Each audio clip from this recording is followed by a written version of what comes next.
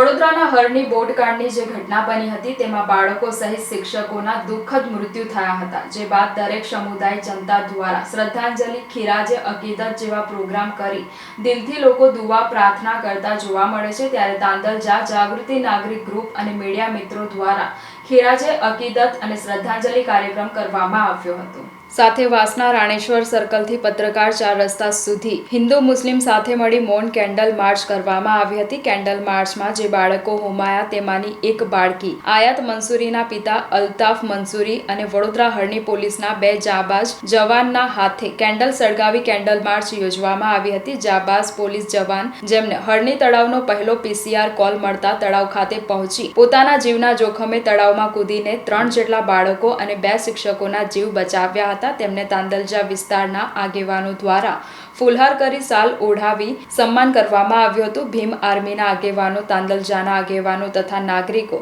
Candle માર્ચમાં જોડાઈ બાળકો માટે પ્રાર્થના અને દુઆ કરવામાં આવી હતી। આ કાર્યક્રમમાં સૈયદ રિઝવાન બાપુ, જાવેદભાઈ મલેક, જાબીર ખાન, નઝીર શેખ, ધવલ સોલંકી, ગૌતમ બારોટ દ્વારા સાથે મળી આયોજન સફળ બનાવ્યું હતું। આજે તાંદલજા વિસ્તારમાં આપણા મીડિયા મિત્રો તેમજ સામાજિક કાર્યકરો તરફથી જે હોડી દુર્ઘટનામાં નાના ભૂલકાઓ તેમજ શિક્ષિકાઓનું જે અવસાન થયું છે એમને શ્રદ્ધાંજલિ આપવા માટેનું આ કેન્ડલ માર્ચનું એક આયોજન કરી અને તાંદલજાના તમામ સામાજિક કાર્યકરો આમાં હાજર છે અને હું તાંદલજા તમામ સામાજિક કાર્યકરો તરફથી આ તમામ મરનારને શ્રદ્ધાંજલિ અર્પણ કરું છું। સાથે સાથે દુઆ કરું છું કે અલ્લાહ તબારક વ તઆલા આ માસૂમ ભૂલકાઓને જન્નતમાં આલાથી આલા મકામ અતા ફરમાવે અને એમના ઘરવાળાઓને સબર કરવાની હિંમત આપે।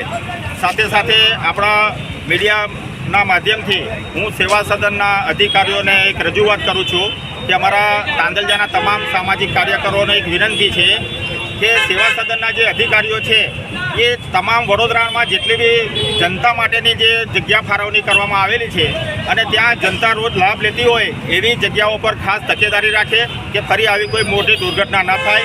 અને અમારી તાંદલજા વતી દુઆ છે કે વડોદરાવાસીની અલ્લાહ તબારક વ તઆલા હંમેશા હિફાજત કરે અને આવી કોઈ મોટી દુર્ઘટનાથી અમને બચાવે એવી આજે તાંદલજા તરફથી બધાની હું દુઆ કરું છું। अस्सलाम वालेकुम। जय भारत के साथ मुझे ये कहना चाहता हूँ कि हमारे हिंदुस्तान में, गुजरात में बार बार ये घटनाएं होती है मगर उससे कुछ सबक नहीं लिया जाता।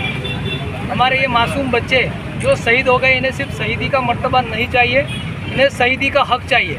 ये मरे नहीं हैं, इन्हें मारा गया है। मारा किस तरह से गया है सभी को पता है, मैं खुले शब्द में नहीं कहना चाहूँगा। सिर्फ मैं इतना कहना चाहता हूँ कि ये घटनाएँ बार बार ना हो, सरकार इससे सबक ले और लोगों में जागरूकता आए। सिर्फ सरकार की ही जिम्मेदारी नहीं है, सरकार की आँख खोलने की जिम्मेदारी हमारी है।